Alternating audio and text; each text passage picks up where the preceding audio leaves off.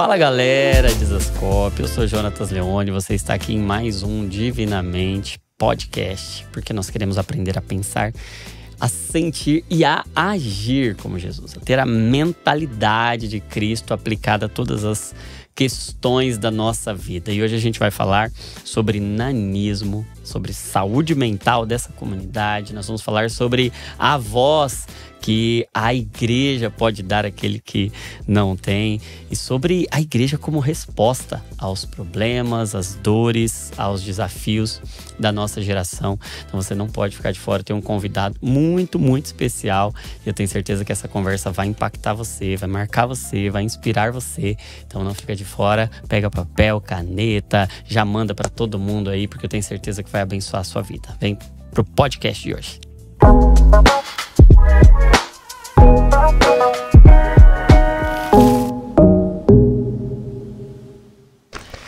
Antes da gente começar a nossa conversa, deixa eu dar um recado para você que é profissional de saúde, você que é cristão, ama Jesus e trabalha ou está se preparando para trabalhar na área da saúde. Você que é psicólogo, médico, enfermeiro, fisioterapeuta, fonoaudiólogo, assistente social, enfim. Se você é da área da saúde ou está relacionado à saúde, você é nosso convidado para participar no dia 25 de outubro do nosso Congresso Nacional de Profissionais de Saúde Cristãos. Um ajuntamento, um encontro cheio de Deus para você que é profissional de saúde alinhar, encontrar sua vocação profissional com a missão de Deus, a missão de Cristo nessa terra, e você ser completamente preenchido de propósito. Então você não pode ficar de fora. Se você é profissional de saúde, você precisa estar lá com a gente. 25 de outubro em Campinas, o link vai estar aí para você saber todas as informações, para você não ficar de fora, certo? Espero você, profissional de saúde. E deixa eu apresentar para vocês nosso convidado de hoje, Gabriel e a mim. E aí? Que honra ter você aqui. Que privilégio é estar aqui. Oi, pessoal que está nos assistindo, nos ouvindo. Obrigado pelo convite. Estou animado demais para a nossa conversa. Tenho certeza que vai ser muito massa esse bate-papo, essa troca. E principalmente, assim, falar um pouco sobre o mover de Deus em tudo isso, né? Isso é sempre muito legal. Muito bom, muito bom. Deixa eu apresentar você aqui pro pessoal, falar algumas das atribuições e realizações. O Gabriel tem 18 anos e desde os 8 lidera o movimento Somos Todos Gigantes. Isso aí. Engajado em mostrar que a baixa estatura não é um fator determinante no futuro de uma pessoa. Com desempenho acadêmico sempre em destaque, foi aprovado em processos seletivos de respeitadas universidades, inclusive americanas, Chicago, Atlanta. No entanto, escolheu o Brasil e hoje mora em São Paulo, estuda lá no INSPER, a mais prestigiada faculdade de negócios da atualidade. E em julho de 2024 foi o mais jovem a receber a comenda da Ordem do Mérito Anhanguera, a mais alta honraria lá do estado de Goiás, concedida para aqueles que desempenham um trabalho extremamente relevante para a sociedade. Que demais, hein? Pois é, muito. Tão jovem, mas já conseguindo coisas tão interessantes e relevantes. Que legal. Graças a Deus. Uma coisa que já chama atenção aqui, e aí depois eu queria que você fosse até mais para trás, mas você começou um movimento com 8 anos. Pois né? é, com 8 anos. Com 8 anos? Como assim? Como é que com 8 anos começa algo relevante? Então, eu acho que vamos começar do começo, né? Eu nasci com nanismo, né? Nasci com acondroplasia, que é o tipo mais comum de nanismo. E minha mãe recebeu esse diagnóstico de uma forma muito desumana, por parte do médico. Sim. Ela foi fazer um ultrassom de rotina, ainda, né, grávida de 32 semanas. E nesse ultrassom o médico demorou um pouco mais e tudo. Ela sabia que tinha alguma coisa errada. E aí ele simplesmente terminou o exame e falou assim, ó, a médica vai entrar em contato depois com você para explicar direitinho. E isso era uma sexta-feira, final de semana tava aí, então ela só ia conseguir conversar com a médica na segunda. E ela sabia que tinha alguma coisa errada. Até então, em nenhum outro exame tinha dado alguma coisa. Então tinha 32 semanas de gestação. 32 semanas. Aproximadamente 8 meses de gravidez. Tava na reta final. Reta final de gestação. Já tava tudo, assim, aquelas coisas de lembrancinha pra recém-nascido, assim, tava tudo pronto. E aí, ela foi atrás do médico, falou assim, não, me explica agora o que aconteceu e tudo. E aí ela brinca que ele vomitou o diagnóstico. Ele falou, olha, seu filho vai ter problema nos 2 braços, nas 2 pernas, nos 2 rins, problema no cérebro que vai levar ele à demência. E ele tem nanismo. Ele inclusive falou que talvez eu nem sobrevivesse por muito tempo. E aí ela falou, e aí terminou com isso tudo, né, com ele tem nanismo. E aí minha mãe meio atordoada com isso tudo, falou, o quê? E aí o médico soltou a frase que marcou, assim, acho que esse momento. Seu filho é anão e não tem nada que a medicina possa fazer por ele. E isso marcou minha mãe de um jeito muito profundo, né? Porque eu sou mais velho, ela já tinha perdido 2 outras gestações, então eu era a primeira gestação que estava dando certo, e aí, do nada, na reta final, assim, ela recebe um diagnóstico, e o problema não foi o diagnóstico em si. Ela fala que o problema não foi que o médico falou que eu tinha nanismo. O problema foi ele falar que talvez eu nem sobrevivesse, né? Então ela voltou para casa e eles, na verdade, nesse dia coincidiu com o dia da mudança deles para a primeira casa própria. Então meu pai estava encarregado da mudança, ela tinha ido pro exame com minha avó. E aí ela voltou para casa e chorou assim e começou a orar, falando assim, Deus, olha, se o Senhor tivesse me dado a escolha, né, entre ter um filho perfeito ou ter uma casa, eu com certeza ia escolher ter um filho perfeito, né? Ou pelo menos um filho sem nenhum tipo de problemas que me impedissem de ser mãe dele. E aí ela conta que ela ouviu Deus falando audivelmente para ela que ele não tinha dado uma escolha, uma opção. Ele tinha entregado uma bênção. E aí, a partir daí, ela ficou mais tranquila. Então, ela fez um propósito que ela não ia mais chorar e que ela não ia mais receber os laudos dos exames até o final da gestação. No final das contas, nasci eu. O único diagnóstico que se confirmou, de fato, foi o nanismo. E aí, o nanismo, a gente acho que pode entrar em detalhes mais pra frente, mas ele não é só a baixa estatura em si, ele tem outras comorbidades associadas e ele tem uma gama de tipos. Então, são várias, a gente fala que são 770 doenças raras que levam à baixa estatura, e aí todas elas, então é essa baixa estatura que é comum a todas as doenças raras, a gente chama de nanismo. Então, o único diagnóstico que confirmou, tô aqui 18 anos depois, né? Então todas aquelas todos aqueles previsões de malformações tem órgãos, nenhuma delas se confirmou. A única foi de fato das pernas, que eu nasci com genovaro, que eles chamam, que é um arqueamento das pernas, que é normal para acondroplasia, que é meu tipo de nanismo. E, enfim, na época, algo que foi muito difícil para eles foi encontrar informação relevante. Porque era, né, a gente tá falando de 18 anos atrás, quando a internet ainda não era tão desenvolvida como é hoje. Mas já tinha informação, já tinha mecanismos de pesquisas e tudo mais, então eles foram buscar alguma coisa e sempre só achavam piadas, só achavam coisas retratando a pessoa com nanismo em tom humorístico, então não encontravam algo que fosse relevante para eles como pais, né, que recebiam esse diagnóstico sem saber o que significava. E a gente foi descobrindo aos poucos, né? Eles foram procurando profissionais, especialistas. Então eu tive, na minha infância, eu consultei vários profissionais. Eu sou de Goiânia, né? Em Goiânia tinham poucos, né? Mas eu vinha direto para São Paulo, então já fui até para os Estados Unidos para consultar com um profissional, para entender um pouco melhor sobre o assunto. Mas até os 6 anos, eles não me contaram que eu tinha nanismo, porque eles não queriam trazer isso como uma imposição. Eles quiseram sempre que eu trouxesse isso como uma dúvida. E aí, com 6 anos, na escola, uma colega falou que sabia que eu era, o porquê que eu era baixinho, né? Eu já me percebia diferente das outras pessoas, porque eu tenho 2 irmãos mais novos, mas eu não tinha nem 4 anos quando meu irmão caçula nasceu.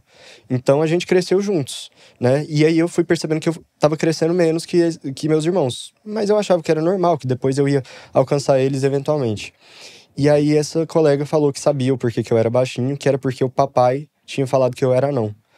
E aí eu voltei com isso pra casa, contei pra minha mãe, e aí ela chamou meu pai na hora, sabia, né, que o dia tinha chegado. Então a gente teve essa conversa, foi uma conversa, assim, que eu lembro de alguns flashes até hoje.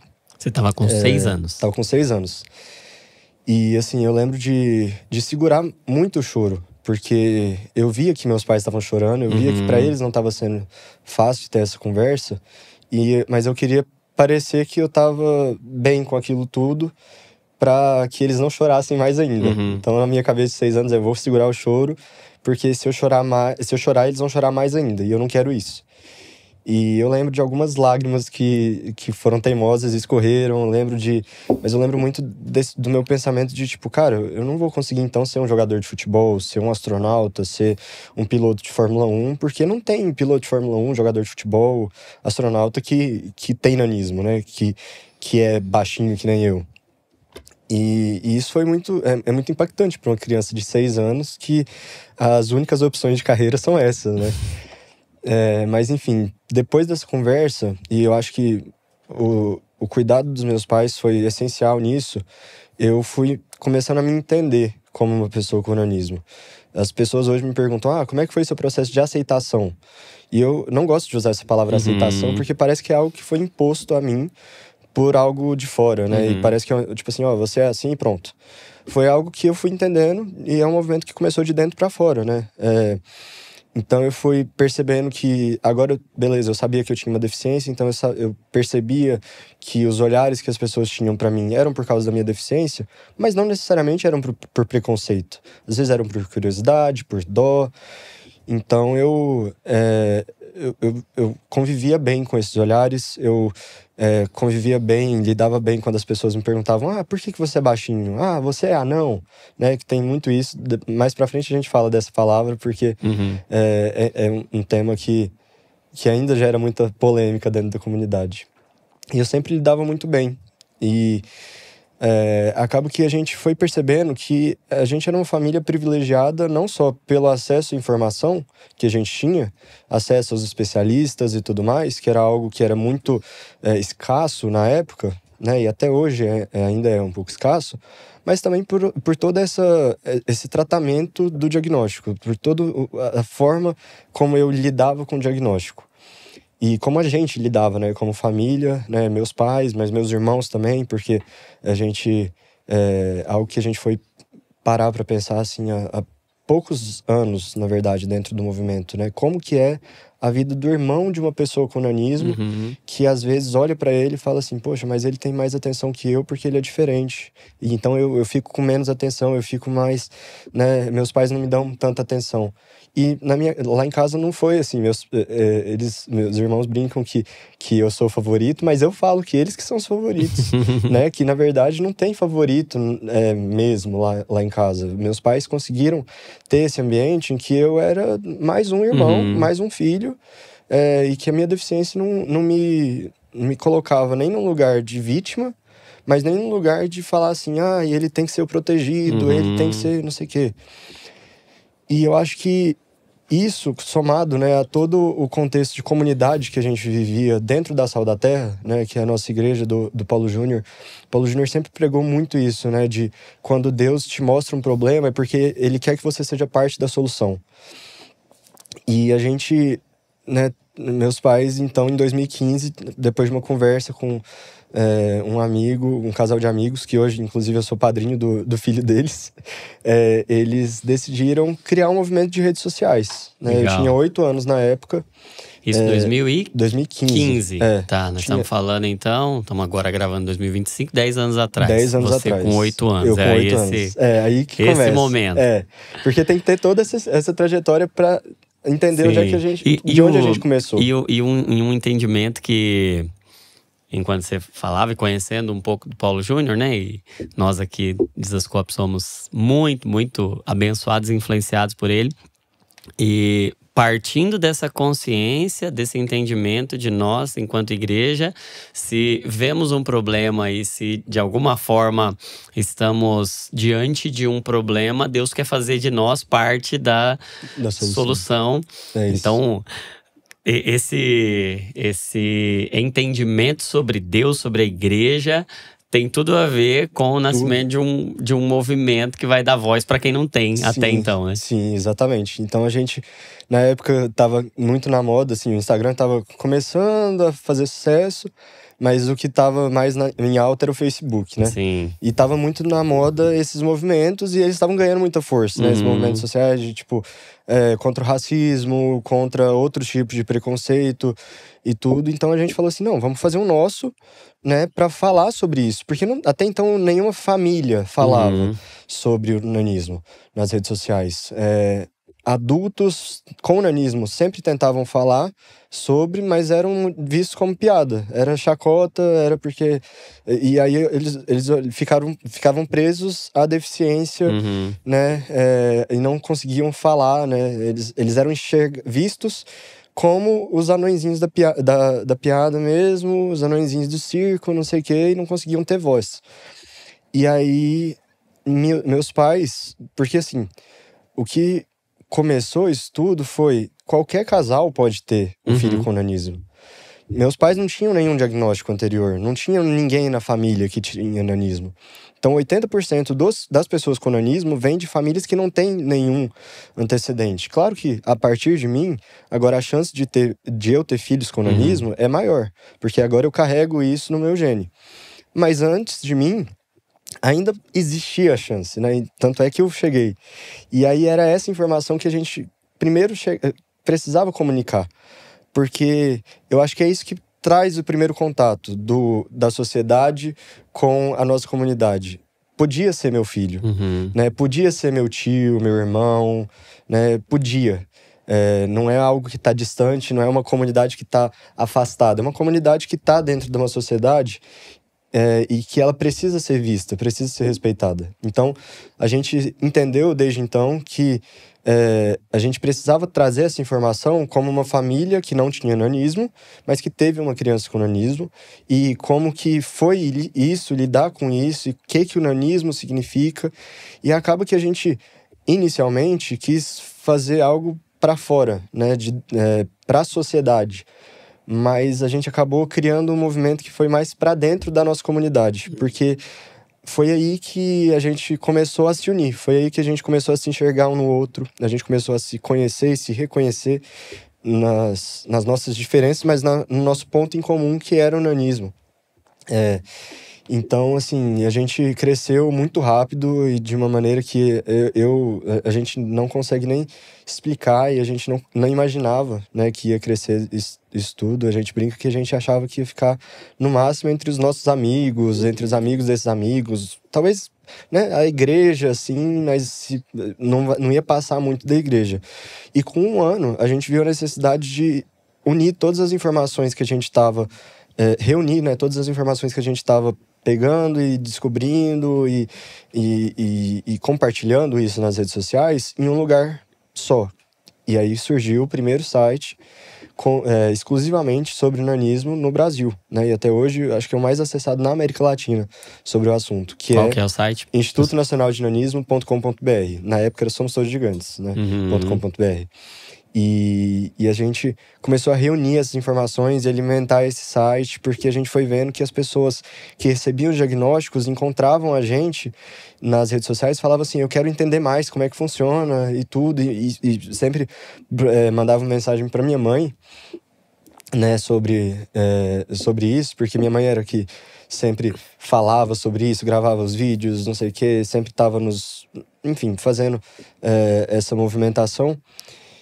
E ela começou a ter esse trabalho de acolhimento dessas famílias. E a gente foi reunindo essas famílias que iam chegando, que falavam, eu tenho um filho de 3 anos que que recebeu o diagnóstico de nanismo, não sei o quê, e eu até então não sabia nada da condição, até então eu nunca tinha descoberto nada, e agora somos todos gigantes, então como é que eu faço para participar e tudo mais? E em 2018 a gente falou assim, não, a gente precisa de um momento pra gente reunir tudo isso, mas de uma forma mais formal, assim, de um evento. Então aí surgiu a ideia do congresso. Então a gente foi e falou assim, nossa, que lindo, né? Vamos fazer um congresso, vamos fazer um negócio com muitos médicos, só com os especialistas, vamos fazer aqui em Goiânia, porque é mais fácil de organizar, mas vamos trazer gente do Brasil inteiro e tudo mais. E foram 80 pessoas nesse congresso. E no último dia, minha mãe falou assim, não, vamos aproveitar que tem muita gente do Brasil todo, vamos fazer um último dia de retiro, assim, de tipo, vamos para uma chácara e fazer um almoço, passar uma tarde juntos e tudo mais, e vamos chamar isso de encontro.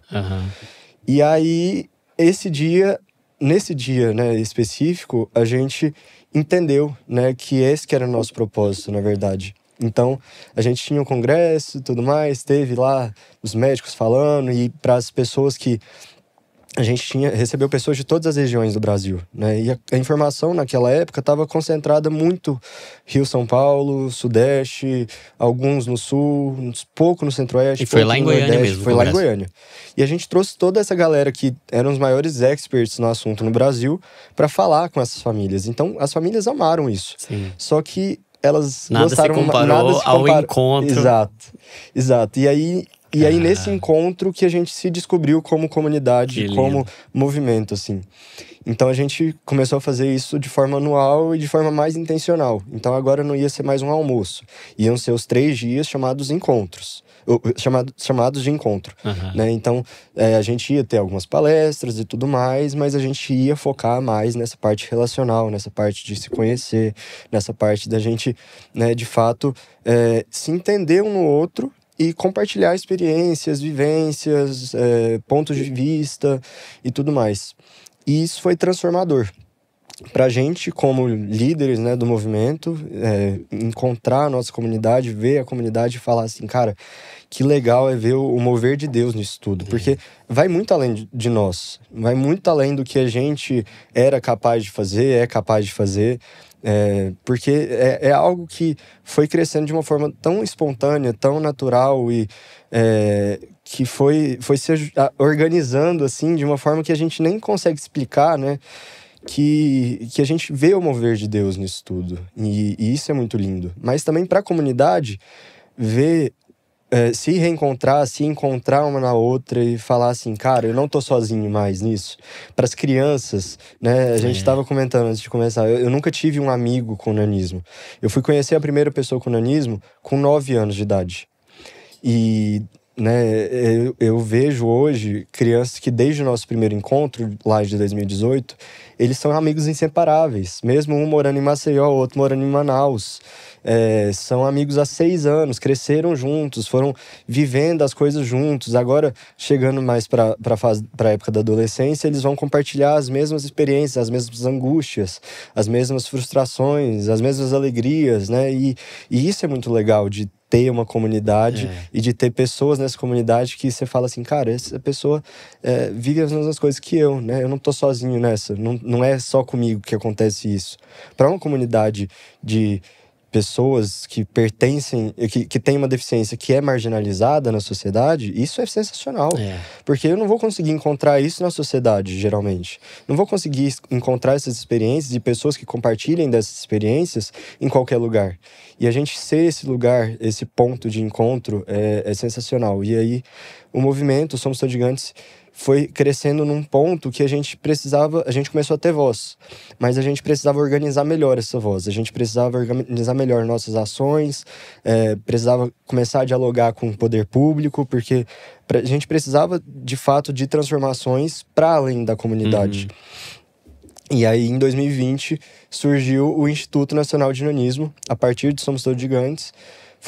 Na verdade, a história do Instituto é muito interessante, porque no segundo encontro que a gente fez em 2019, minha mãe era ainda é, né? É a cabeça de todo o instituto, de todo o movimento. E principalmente falando dos encontros, ela é a que pensa em todos os detalhes, organiza tudo e tudo mais. E na época eu não tinha essa capacidade de organizar com ela, né? Hoje eu tenho maior experiência, né? E eu consigo ajudar ela na organização e tudo mais. Mas mesmo assim ela me levava nos lugares para falar assim, ó, a gente vai fazer um encontro aqui, a gente vai fazer isso, isso e isso, a programação é isso, isso e isso e tudo mais. Para eu ir absorvendo, para eu ir entendendo o que precisava acontecer. E isso foi muito de Deus, porque foi no encontro anterior não tinha acontecido isso. Foi o primeiro encontro que eu participei da organização. Só que ela estava tão sobrecarregada na primeira semana, né, na semana do encontro em si, que chegou na sexta-feira, né, nosso encontro é final de semana, sexta, sábado, domingo. Chegou na sexta-feira, ela fez a abertura e a hora que ela foi dar uma entrevista, ela desmaiou. Desmaiou, bateu a cabeça, teve uma concussão. E ela desmaiou assim na minha frente. Meu Deus. E eu lembro do desespero, né? E assim, mas mesmo nesse desespero, eu tentava achar alguma coisa, tipo assim, tá, o que a gente precisa fazer? Então eu fui chamar os médicos, aí eu voltei, aí eu vi que minha irmã tava chegando. Aí eu falei assim, ó, leva minha irmã pra algum canto, porque se ela ver minha mãe assim, desmaiada, ela vai surtar, vai achar que minha mãe, né, que aconteceu alguma coisa muito séria e tudo mais. Graças a Deus ela ficou bem, mas ela teve que ficar no hospital o dia todo. E aí eu fui e toquei o encontro, a gente foi organizando, né? Foi engraçado porque teve um grupo que foi para um parque e aí um outro grupo que ficou lá no local do encontro mesmo. Um grupo com as crianças e um grupo com os adultos. E aí a gente teve que ir cada um para um lado, foi organizando, organizando uma equipe mesmo. Isso no segundo encontro. Isso no segundo foi de encontro. 2019. Então, você tava na época eu tava com 12 para 13. 12 para 13 anos. E aí, assim, acabou esse encontro, ufa, né, missão cumprida e tudo mais. Só que, pensa, o susto que tinha acabado de acontecer a gente não tinha uma perspectiva de manter daquele mesmo tamanho o encontro. A gente sabia que ia crescer, né? Então era mais demanda, era mais coisa vindo e minha mãe falando assim, ó, do jeito que tá, eu acho que a gente já fez muita coisa, acho que a gente já ajudou muito, né, na comunidade, a gente já saiu de um lugar que era de total invisibilidade. Então eu acho que a gente pode pensar em encerrar o movimento por aqui, porque realmente é muito desgastante pra gente e financeiramente também, porque quem bancava tudo isso era a nossa família. E aí eu cheguei e falei assim, não dá pra gente parar aqui, né? Não dá pra gente falar assim, já deu, tá difícil, então vou parar aqui. Vamos fazer um negócio diferente, vamos transformar em instituto, que aí a gente consegue ter pelo menos mais propriedade para falar e para conseguir recurso. E aí, no que a gente transformou em instituto, a gente teve essa formalização, né? Então, a gente começou a ir mais para Brasília para dialogar com o poder público, a gente começou a ter uma maior facilidade de conseguir os recursos para o encontro, para os eventos. Agora a gente está com outros projetos, né, fora o encontro, o projeto Inspira, que é um projeto focado para a saúde física e saúde mental da pessoa com nanismo. Primeiro estudo que une essas duas coisas, né? Então, a gente tem acompanhamento com uma nutricionista especializada, a gente tem atividades físicas 2 vezes por semana, especializadas para pessoa com nanismo, tem acompanhamento com a psicóloga, para ver a evolução desses... São 3 meses de projeto, né? A evolução do projeto, do Inspira, na saúde mental das pessoas com nanismo que participam do projeto. Então, assim, agora a gente está entrando numa outra fase como instituto que traz mais... não só esse senso de comunidade, e agora a gente começa a se entender como comunidade e se unir, assim, porque até então a comunidade se encontrava e falava assim, que legal, não sei o quê, eu consigo me encontrar com a pessoa, eu consigo ver essas coisas, vivenciar essas coisas que são parecidas. Agora a gente está entrando numa fase que a comunidade começa a ter esse senso de responsabilidade também, consigo mesma. Então, assim, eu sou responsável também pela comunidade, também por esse movimento, pelo Instituto. E eu acho que isso é muito legal, acompanhar esses 10 anos, né, de Instituto, de movimento, né, porque o Instituto tem 5, mas o movimento tem 10 anos e ver não só as pessoas, né, a evolução da comunidade como um todo, mas acompanhar a minha evolução, né, ver quem era o Biel de 8 anos, que agora é tio Biel para as crianças, papai Biel para as crianças, e acompanhar isso e falar assim, cara, que surreal é participar disso tudo, Cara, fazer parte disso tudo. Que lindo. E que lindo, assim, ver isso nascendo dos úteros de Deus, porque nasce da família, nasce da igreja, nasce de uma consciência renovada e entendendo a igreja, a família como intervenção de Deus mesmo para dar voz a quem não tem, para lidar com as dores da nossa geração, do nosso tempo, né? E aí, dentro do que você falou, eu queria te fazer algumas perguntas, né? Uma delas é... Você falou desse cuidado hoje com a saúde da comunidade, entendendo saúde física, entendendo saúde mental. Nosso podcast aqui a gente fala muito sobre saúde mental.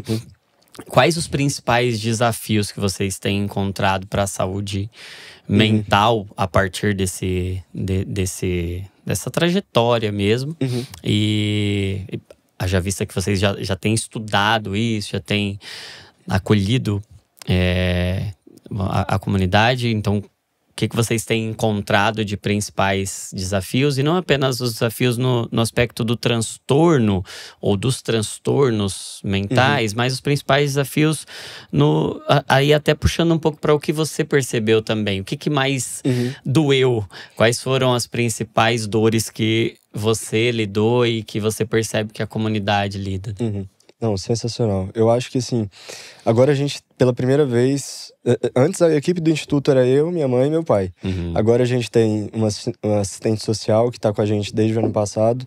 E agora também, a nossa última adição à equipe foi uma psicóloga que vai estar, portanto, integral com o Instituto, que tem nanismo também. Só que um outro tipo de nanismo diferente do meu. Então a gente tem tido essa preocupação muito grande, porque minha mãe também, ela é muito... não só interessada no assunto, ela tá fazendo uma pós agora em neurociência e comportamento. Legal. Mas ela sempre teve muito essa preocupação, né? E eu acho que o que eu mais percebi, né, ao longo desse processo, ao longo da trajetória, e conversando principalmente com as crianças, com os adolescentes, no último encontro que a gente fez em São Paulo, reunimos 500 pessoas e a gente teve um momento só com os adolescentes, muito focado nas vivências de cada um, né? Em relação a transtornos, eu acho que a depressão é o maior que a gente enfrenta, que é uma pandemia, assim, mundial, né? Mas acho que dentro da comunidade, ela vem por causa de um isolamento pessoal. Então, eu não me sinto pertencente à sociedade, então eu vou me isolar, mesmo que às vezes... E aí, esse isolamento pode ser tanto físico, no sentido de, tipo, eu não vou sair de casa, eu vou ficar em casa o dia todo. Ou então, um isolamento mais social, assim, de, tipo, cara, eu tô lá, mas eu não tô lá também, né? Eu tô lá nos ambientes e tudo mais, mas... Eu tenho que estar, mas eu tô na minha e vou tô ficar. Fechado em mim, né? E a gente percebe muito isso, porque, principalmente entre os adultos, eu acho, porque... são pessoas que foram muito marcadas pelo passado de sempre terem sido tratadas como motivo de piada. Então, qualquer coisa que eu fosse abrir a boca, eu ia ser motivo de chacota porque eu tenho nanismo, né? Então, as pessoas não iam me levar a sério. Então, não adianta nem eu falar sobre mim. Então, eu vejo muito isso no grupo dos adultos. Por isso, também é muito difícil a gente ter esse diálogo com todos eles. É muito mais fácil a gente unir as famílias com crianças e adolescentes, as próprias crianças, os próprios adolescentes, para encontrar, para fazer as coisas e tudo mais. Mas a gente tem essa resistência dos adultos. Então, eu tenho percebido muito isso. Entre os adolescentes, eu vejo que é algo muito... É engraçado porque são as mesmas dores que o adolescente sem nanismo tem. Então a gente pensa que a adolescência para quem tem nanismo é muito diferente e tudo mais. Não é muito diferente.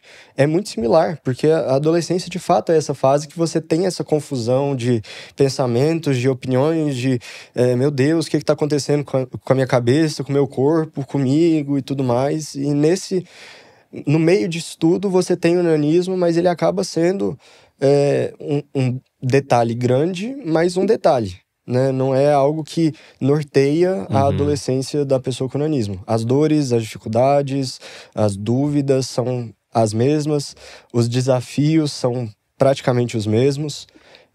A gente teve esse momento lá no encontro, como eu falei, e a gente uniu os adolescentes com nanismo e sem nanismo. E aí a gente fez todo mundo fechar os olhos, e aí a gente fazer perguntas do tipo assim, quantos de vocês já passaram por isso? E aí quem já passou por isso levantava a mão. Em todas as perguntas, tanto pessoas com nanismo quanto pessoas sem nanismo levantavam a mão. Então era tipo assim, são assuntos comuns, são desafios comuns entre entre os dois grupos, né? Então a gente tem muito eu tenho essa percepção de que o nanismo, ele vai ser o problema do tamanho que você quiser que ele seja, né? Então você, e é um negócio que eu tenho tentado trabalhar por conta dessa voz que eu tenho dentro da comunidade, eu tenho tentado trazer isso para as pessoas, para as crianças principalmente, mas para os adolescentes, de tipo assim, cara, beleza que você tem nanismo, mas não joga na culpa do nanismo, não joga na responsabilidade, né, do nanismo todos os seus problemas. A responsabilidade dos seus problemas no nanismo, né? Não joga a culpa de tudo isso que você está vivendo no nanismo. Sim. Né? É uma coisa comum a todos os adolescentes, a todo mundo dessa faixa etária. Então eu vejo que é um pouco mais simples, porque o nanismo não é algo que é muito tratável, né, nesse sentido de eu posso passar a enxergar o nanismo com outros olhos e então começar a entender que eu sou um adolescente também. Sim. E que é tudo certo. E que os problemas, os desafios são os mesmos. E talvez não atrelar o nanismo a uma questão até identitária, talvez. Sim. Nesse sentido de que essa é a minha identidade. Sim. É isso, e é por isso que eu lido com esses desafios, né? Eu acho que tem um... E dentro do que você tá falando agora, né? O nanismo tem o tamanho, o impacto, a influência que você dá para ele. Exato. Nesse sentido. Então, entender quem eu sou, entender a minha identidade, a despeito das características físicas que eu eventualmente tenha, isso vai fazer toda a diferença do mundo, né? Sim, demais. E aí, uma pergunta nesse sentido, você disse que a ferida emocional da solidão é uma ferida muito, muito importante, porque realmente, como você disse, você foi ter o primeiro amigo com o nanismo com 9 anos. Com 9 anos você já passou primeira, segunda infância, você já tem uma autoimagem muito formada, muito construída e inevitavelmente com esse senso de solidão, de inadequação, de falta de pertencimento talvez a alguém ou a um grupo onde você possa dizer eu também, né? A gente diz aqui que, poxa vida, sofrer ou ter alguma causa de sofrimento é sempre um desafio, é sempre muito complicado. Mas quando você pode dizer eu também, quando você pode ouvir eu também sofro com isso, né? No contexto da criação, Deus fez todas as coisas e disse é bom, mas quando ele viu a solidão, ele falou isso aqui não é bom. Né? A solidão sempre é um terreno fértil para muitos problemas e muitos adoecimentos, né? E aí o encontro vem e vocês percebem justamente que o remédio ou parte da solução que vocês estavam procurando e achavam que era no conhecimento, o conhecimento era importante, mas a comunhão era mais importante até do que o conhecimento, né? O ajuntamento, essa visão comunitária, que é a mensagem da igreja mesmo, né? E aí, queria te fazer mais uma pergunta nesse sentido. Até que ponto você percebe hoje o preconceito e essa questão do bullying, essa questão, você até falou, né, que qualquer coisa que você fosse abrir a boca já seria, de alguma forma, atrelada ali a algum tipo de chacota, de zombaria. Comparando, com o que você viu na sua infância, com o que você vê hoje, como é que você o que você percebe como diagnóstico do preconceito, da forma como nós, enquanto sociedade, estamos lidando com o nanismo? Então, eu acho que na minha infância, meus pais sempre me ensinaram a ter essa visão em relação ao olhar do outro. Então, o olhar do outro, na verdade, é porque eu sou diferente, mas não é por preconceito. Às vezes é por curiosidade, pode ser por pena, né? Coitado, deve ser difícil ser assim. Mas é instintivo, não é? Então, se eu tô no shopping... Minha mãe sempre usava esse exemplo, né, pra mim. Biel, você tá no shopping, e aí você vê uma pessoa que não tem uma perna. Você vai olhar pra essa pessoa? Eu vou. Mas porque você tem preconceito? Não, porque eu quero saber como que a pessoa perdeu a perna. Eu, às vezes penso, nossa, deve ser difícil não ter uma perna. Então esse olhar pro diferente, ele é instintivo. E é isso que eu mais percebo no cotidiano, no dia a dia, que muitas pessoas confundem com preconceito, né? E quando a gente entende que não necessariamente é preconceito, que claro, tem olhares que são preconceituosos, tem situações, né? Então a gente tem muitos relatos dos adultos falando que assim, as pessoas tiram foto deles escondidas na rua, para depois mandar em grupo de WhatsApp, zoando. Gente que chega neles e fala tipo assim, posso pegar você no colo? Adultos. Então assim, são situações que de fato aí você vê que tem o preconceito. Mas no cotidiano, né, de forma geral, até aqui, o que eu mais vi, né, foram esses olhares.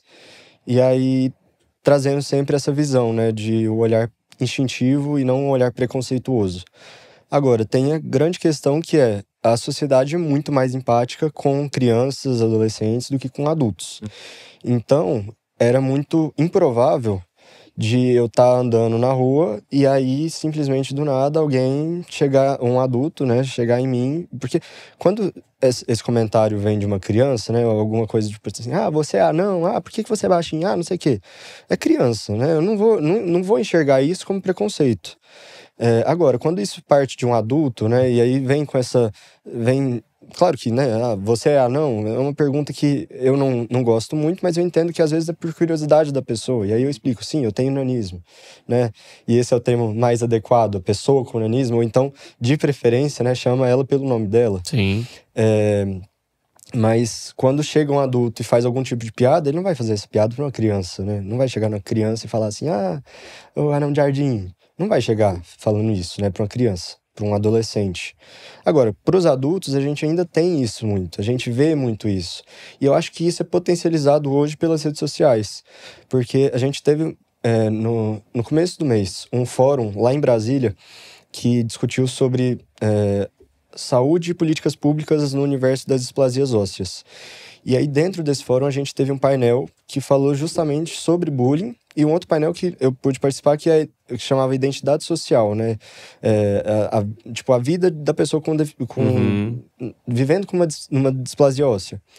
E uma das perguntas que me fizeram foi, a gente vê que o Somos Todos Gigantes, o Instituto, está tendo um alcance muito grande por causa das redes sociais. Em que medida vocês acham que isso ajudou, né, nessa luta? Em que medida as redes sociais ajudaram a ampliar o impacto? E, na verdade, é uma faca de dois gumes, né? Na mesma medida que você amplia o impacto da mensagem que você quer transmitir, você dá voz para aquelas pessoas que só querem fazer piada. Você dá voz para isso, dá visibilidade para isso. Infelizmente, nas redes sociais, isso é o que mais dá visibilidade. Então... Claro, né, a gente é muito grato pelo alcance que as redes sociais nos proporcionaram. Então hoje a gente consegue falar com gente ao redor do mundo todo por conta das redes sociais.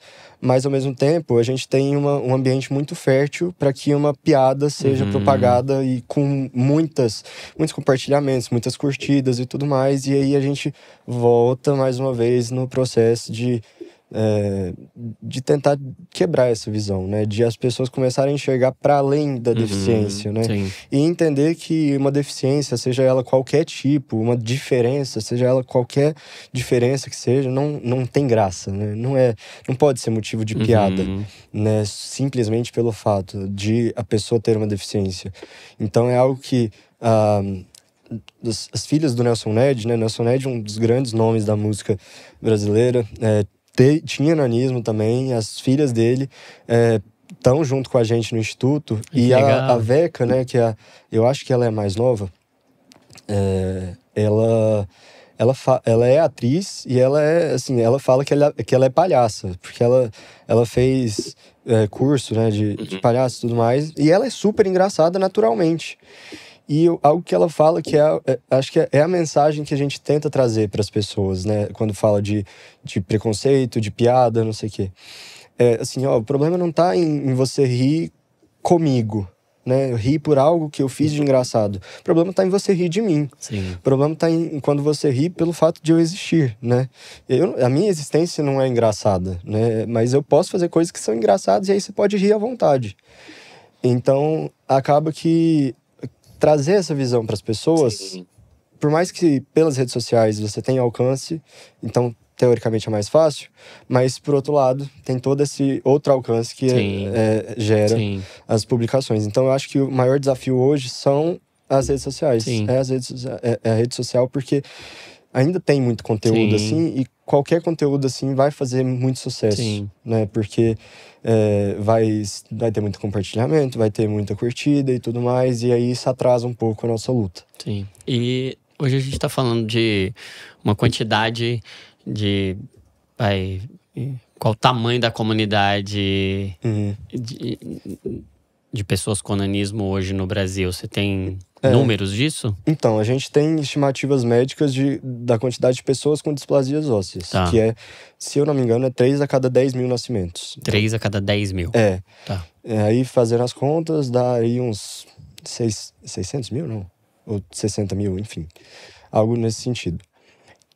Só que a gente tem essa dificuldade do isolamento das pessoas, então a gente não conhece todo mundo ainda, mesmo com redes sociais e tudo mais. Nem todo mundo nos conhece e nem a gente conhece todo mundo, né? Hoje isso vocês normal.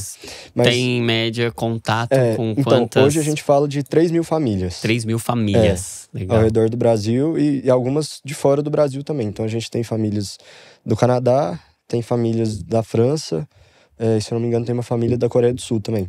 Ah, que legal. E a gente conhece gente da Argentina, do Chile e tudo mais, que tá junto com a gente.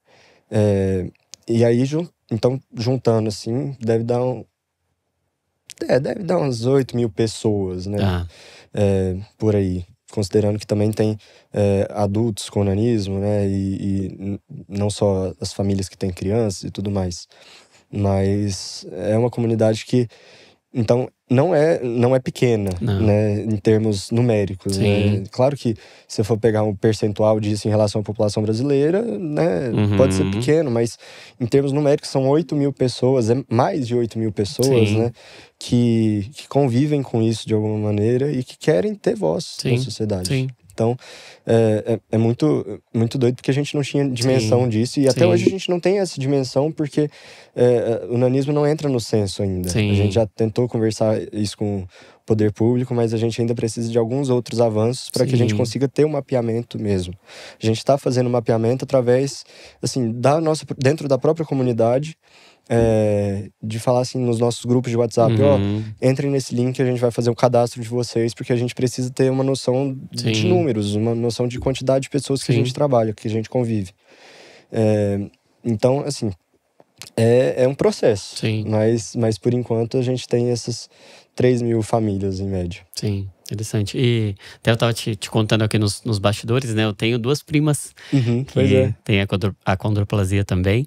E são brilhantes, assim. São 2, quem conhece, até vou até mandar um beijo pra Luana e pra Luciana. A Luciana é mais velha, a Luana mais nova. As 2 formadas em psicologia também. As 2, assim, extremamente inteligentes, brilhantes, mulheres de Deus, que, assim, tem uma contribuição, assim, para a nossa geração muito grande. Até mandar um beijo para elas aqui. E eu me lembro, assim, na infância, na minha infância, elas um pouco mais velhas que eu, até talvez 20 e poucos anos antes de você, né, que já lidou com os desafios, e elas vieram, assim, do Nordeste, então zero conhecimento, toda a informação foi já adulta, assim, né, na idade adulta, e vejo como foi desafiador para elas, mas ao mesmo tempo como elas, aproveitando daqueles desafios, e como o Paulo diz, né, desse problema que apontou para propósito e para ser parte de solução. Eu vejo quanto a vida delas, o testemunho delas e o seu testemunho, a sua vida tem cooperado com a obra de Deus nesse tempo e para alcançar realmente uma comunidade, um povo que precisa do evangelho, um povo que precisa de acolhimento, precisa da essência do evangelho pregado a eles, né? E aí, eu queria te fazer duas perguntas. A primeira é com relação às necessidades hoje. O que você acha que ainda tem de avanço e é o que vocês estão buscando mais hoje, talvez via poder público, enfim, quais são as maiores necessidades da comunidade hoje? E depois eu queria que você falasse um pouco sobre o nosso papel como igreja. Que nós, enquanto igreja, podemos nos envolver na causa e, enfim, ser sal da terra. É isso. Mas primeiro fala um pouco do que vocês estão buscando enquanto instituto e depois a gente entra no assunto igreja. Minha mãe fala que a gente está chegando agora no marco zero mesmo. Então são 10 anos para a gente chegar no marco zero, porque durante esses 10 anos foi uma tentativa de desconstrução dessa imagem pejorativa e de um pejorativo que não deixava nem a gente falar. Porque a gente ia ser sempre motivo de piada, a gente não ia ter voz e tudo mais. Agora, finalmente, a gente está conseguindo ter voz. Então, a gente consegue trazer essas demandas. Interessante. Então, as demandas são todas aquelas pelas quais há 10 anos a gente luta. Né?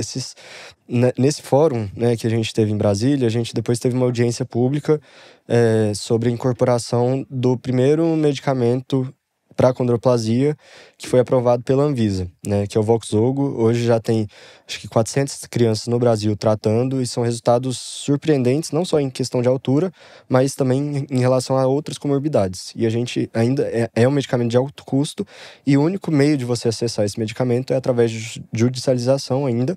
Então a gente estava querendo trazer isso para o poder público. E eu tive a oportunidade de falar, assim, não estava na mesa, né, mas fui lá e pedi a palavra para falar algo que assim, eu acho que no final resume muito, né, essa luta. Parece que são 10 anos batendo nas mesmas teclas, 10 anos voltando nos mesmos pontos, e 10 anos, assim, a gente falando para depois a gente ter que falar tudo de novo.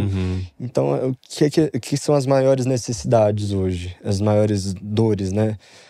Primeiro, a questão comportamental, né? Então a gente fala de acessibilidade que tem arquitetônica, mas tem acessibilidade também comportamental. Então, a acessibilidade comportamental eu posso frequentar todos os ambientes de forma a não me sentir excluído, né, e nem ofendido de nenhum jeito pelo comportamento das outras pessoas, seja através de palavras, seja através de atitudes, né, que me excluam ou que me impeçam de estar lá nesse convívio. Sim, isso é acessibilidade. Isso é acessibilidade também. E porque a gente às vezes ouve a palavra acessibilidade e pensa em rampa. Isso é só arquitetônico. Isso é só arquitetônico. E o arquitetônico também precisa. E a gente é algo que a gente sempre tenta falar. A acessibilidade para a pessoa com nanismo não é muito difícil. Não é algo que, assim, nossa, mas eu não vou ter tantos clientes com nanismo, então para que eu vou ter que adaptar, né? Cara, mas, assim, vai que chega, né? Uma pessoa com nanismo. Você vai, por causa dessa pessoa, essa pessoa não vai conseguir comprar na sua loja, essa pessoa não vai conseguir usar esse espaço público porque você falou que ia ser poucas pessoas, né? E outra, é um banquinho, resolve.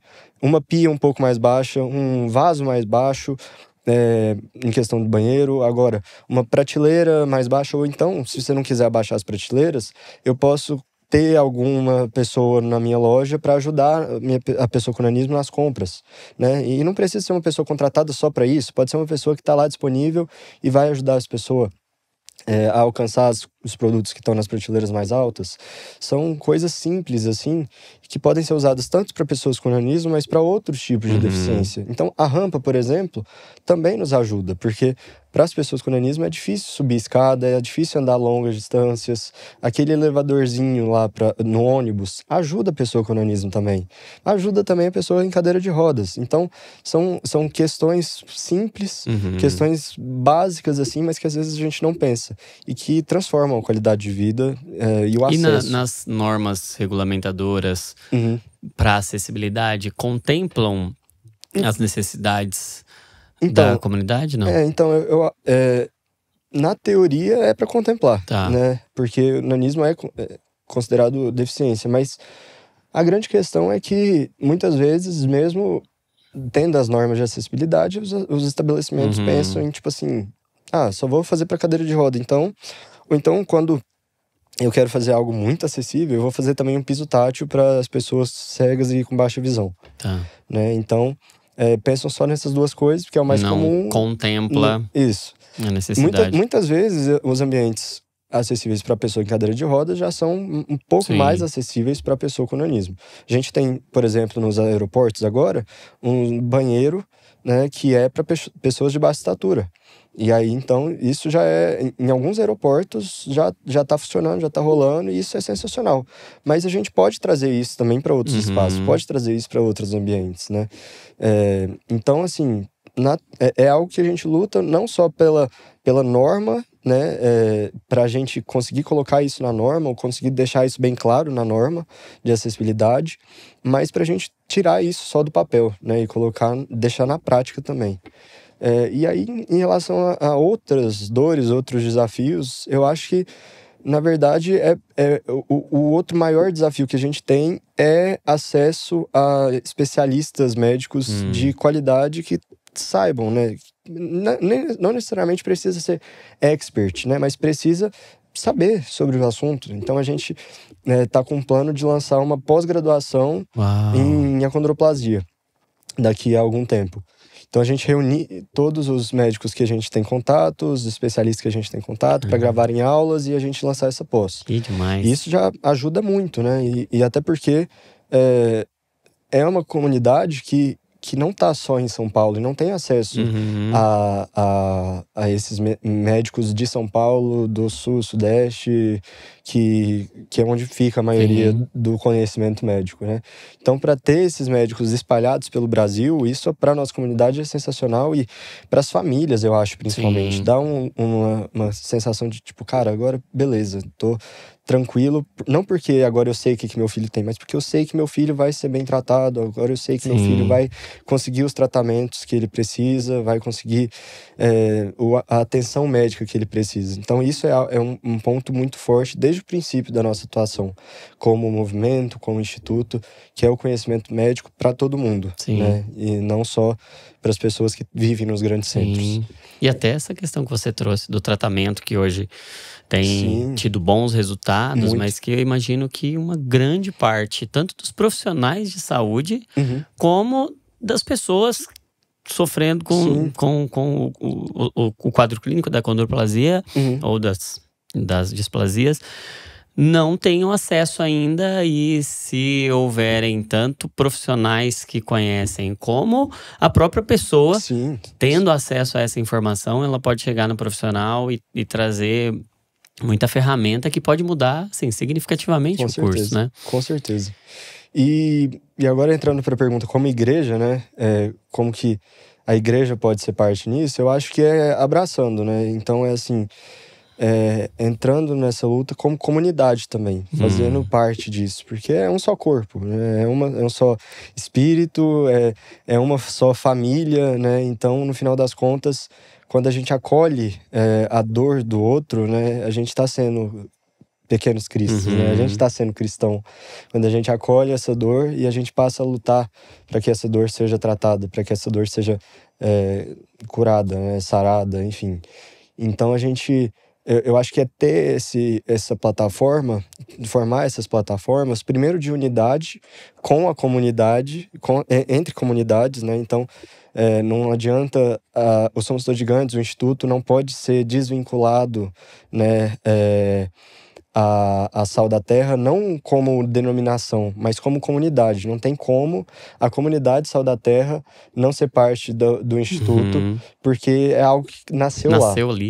E a gente tem tido essa voz dentro da Sal. Então, é dar voz a isso, é usar essa influência que a igreja tem não só entre os membros, entre, enfim, as pessoas que congregam na igreja, mas a voz profética que tem na Sim. cidade, né? Cara, e como é a encarnação da mensagem, né? Exato. Porque sal da Exato. terra. Então é justamente a igreja sendo sal na terra, fora ali do contexto litúrgico, eclesiástico, mas exato. de fato vivendo, encarnando isso. A Né? gente não. Como a gente é um movimento muito grande, né? Um instituto muito grande, a gente não pode falar. Por exemplo, a gente às vezes leva o Paulo Júnior para os encontros, enfim, ele fala, eu quero ir nos encontros para falar. E muitas vezes ele não fala, não dá uma pregação, Sim. né? Mas ele traz a mensagem. Ele não tá ali como pastor do Instituto Nacional de Nanismo. Ele tá lá. Tá ali representando como sal da terra. Exato. E assim, a gente não é porque a gente não pode falar disso que a gente não pode falar dos princípios, né, que Jesus trouxe pra gente. A gente, por mais que não tenha como a gente tem que ser, né, abertos a pessoas de outras fés e tudo mais, a gente não pode falar assim, olha, nós, a partir de agora, vamos fazer todo domingo um culto do Instituto. Não, a gente fala para todo mundo que a gente é cristão, todo mundo sabe que a gente é cristão, mas a gente tenta não trazer a Bíblia no sentido literal para não assustar até pra as pessoas. Não ser um fator limitante ali de acesso, né? Exato, mas a gente sempre traz os princípios e os valores, né, para isso. Então, eu tenho certeza que se fosse qualquer... não ia estar no lugar que está, assim, não ia ser a comunidade que é, a família que é, se a gente não tivesse esse senso de unidade que começou lá com a igreja, começou lá com as nossas...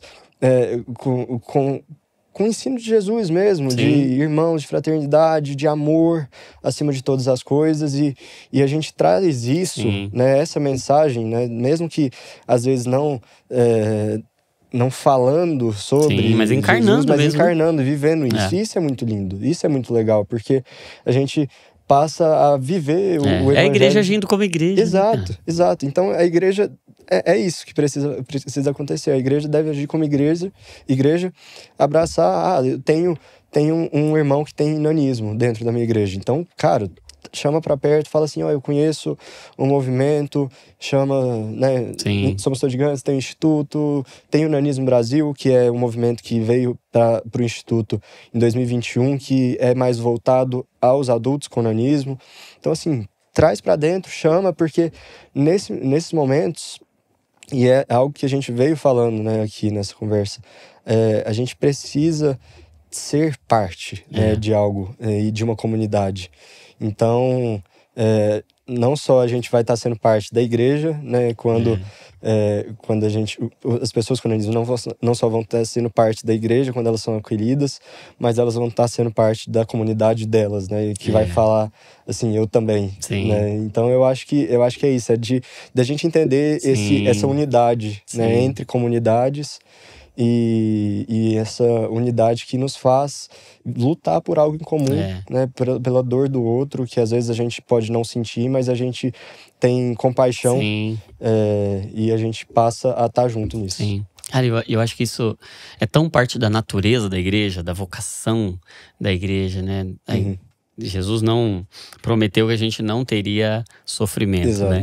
Mas ele prometeu que a solidão não seria uma das dores que a gente lidaria, né? Eu vou estar com você e mais do que isso até, eu vou estar de forma encarnada por meio de uma igreja, né? Eu edificarei a minha igreja. Então eu acho que se tem uma causa da igreja, é garantir que ninguém sofra sozinho, né? É garantir que ninguém tenha essa dor, que é a que você disse ali, que tanto machuca, que é essa percepção de que, poxa vida, eu tô só, eu tô sozinho, né? Eu acho que a igreja é o antídoto de Deus contra a solidão. E igrejas ao redor do Brasil e ao redor do mundo podendo saber que, cara, tem alguém que vai poder olhar pra você, e sempre vai ter, né? Na graça, nessa multiforme graça de Deus, vai ter graça de todas as formas verdade. diferentes disponíveis, e tem agora, eu imagino que inúmeros irmãos que não conheciam ainda e que hoje podem estar conhecendo por meio do podcast, e tantas famílias que podem estar conhecendo hoje o Instituto, o movimento, e tantas famílias que ainda vão lidar, como você estava dizendo, né? A gente não necessariamente tem que ter casos na família. Sim. E quantos que vão fazer parte da solução, que vão lidar com o problema para ser parte da solução. E glória a Deus, é como Deus disse para sua mãe, né? Você está recebendo uma bênção. E hoje a gente pode ver como, de fato, era uma bênção para uma comunidade, para um povo, para o avanço do evangelho, para a justiça de Deus ser feita no nosso tempo.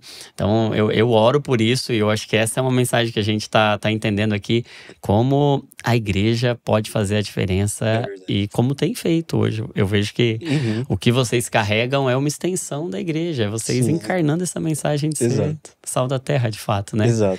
E pra gente caminhar aí com muita dor no coração pro fim, né? Fala um pouco das ações práticas, de como o pessoal pode abençoar, como pode participar, como o pessoal pode se envolver no que vocês estão vivendo. De repente tem alguém aqui que tá com o coração movido, Deus está tocando, e alguém que quer participar, quer abençoar, quer conhecer mais. Fala um pouco de como o pessoal pode se envolver.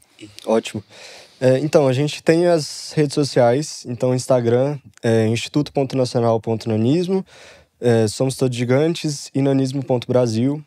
Acompanhar, divulgar, né? A gente acredita que nossa primeira e a nossa principal arma contra o preconceito é a informação. Então, quanto mais informação a gente compartilha, a gente divulga, mais a gente desconstrói essa visão preconceituosa, né? Porque agora a gente traz o conceito em si. Então agora, porque a pessoa tem o conceito, ela não vai ser mais ter essas visões pejorativas, preconceituosas. O preconceito é a falta do conceito. Exato, exato. Então, primeiro de tudo é isso. E aí acho que a partir daí, mandar mensagem pra gente se quiser, se pensar que pode ajudar de alguma outra forma. Se às vezes, eu sou médico e eu quero aprender mais sobre. Às vezes, eu sou assistente social e eu quero entender um pouco melhor. Às vezes a partir da sua profissão, às vezes a partir de uma vocação que você entende ou de um contato que você tenha. Às vezes financeiramente também, mas é algo que assim, a gente entende que a oferta só faz sentido quando a pessoa quer ser parte daquilo que ela está ofertando. Então, a gente não traz essa fala de tipo assim, cara, a gente precisa de tanto de dinheiro, e aí a pessoa vai lá e faz um Pix e pronto, tá lá o dinheiro. Não, a gente quer que você seja parte. Então, que você entre junto desse movimento. Mas eu não tenho ninguém na família. Não precisa ter, sabe? A gente é um só corpo do mesmo jeito, né? Tendo ou não tendo alguém com nanismo na família. A gente pode... E aí, né, vocês estão mais que convidados para estarem com a gente nos encontros, né? E aí todas as informações sobre encontros a gente tem... Quando que é o próximo? Nas redes sociais. Então, a gente mudou um pouco o formato. Agora a gente vai ter alguns encontros regionais ao longo do ano, que são encontros menores. Vai ser geralmente um dia só.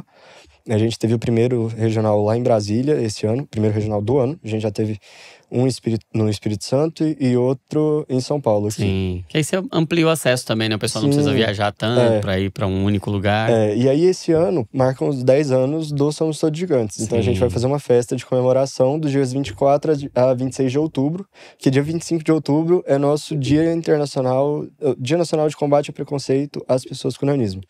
E aí a gente vai ter esse momento num resort lá em Alexânia, perto de Brasília. E a gente vai estar junto. Esse vai ser encontro mesmo. Não vai ter nem palestra, nem nada assim de médico. Que é pra gente encontrar, pra gente se divertir, passar tempo junto. E, enfim, eu acho que a partir disso, sabe? É ser parte mesmo. Então, se você entendeu que você pode ser parte, contribuindo de alguma forma, seja com seus dons, seus talentos, sua profissão, seu recurso, enfim. Ou então, às vezes, você pensa, putz, eu não consigo contribuir com nada disso. A partir do compartilhamento da informação, não só nas suas redes sociais, mas também, às vezes, você trazer isso. Ou então, assim, o primeiro passo, né, disso tudo é da próxima vez que você vê uma piada, ouvir uma piada, você não rir mais e explicar pra pessoa o porquê que não tem graça. Né? Então, isso já nos ajuda, sabe? E algo que eu tenho falado muito nos últimos tempos, não dá pra gente...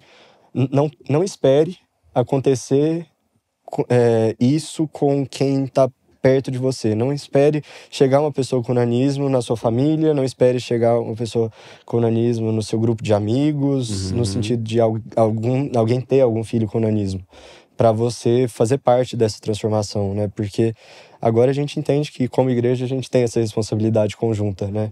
E a gente entende que eu entendo, né, como comunidade, a gente como comunidade entende que a gente não pode ficar esperando e postergando essa luta por mais e mais anos, por mais 10 anos, né, de luta, até chegar num ponto que a gente fala assim, pronto, agora a gente avançou um pouquinho, né, a gente precisa das ações agora, a gente precisa do engajamento agora.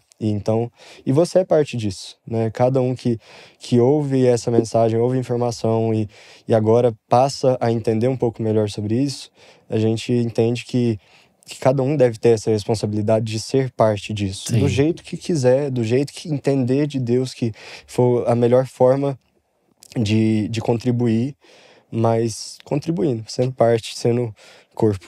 Sim, muito bom, muito bom. Até me coloco à disposição nesse sentido. A gente começou falando sobre o Congresso de Profissionais de Saúde, né? E eu faço questão de, lá no nosso tempo ali com os profissionais de saúde, levar essa causa e se a pós-graduação já tiver com algum grau aí de início, previsibilidade, enfim, de divulgar lá para que nós como igreja, como profissionais de saúde também, cristãos, também abracemos essa causa e assumamos essa responsabilidade. E eu quero louvar a Deus pela sua vida, pela sua família e pelo que Deus tem feito através de vocês, pela igreja sendo sal da terra e sendo luz para o mundo, para uma comunidade que tanto carecia do evangelho. Vocês estão levando o evangelho e estão levando de forma muito viva, muito real, muito do coração, da essência mesmo. Quero louvar o Senhor. Eu, como família, até como parte dessa comunidade, como família, quero louvar Deus pela vida de vocês.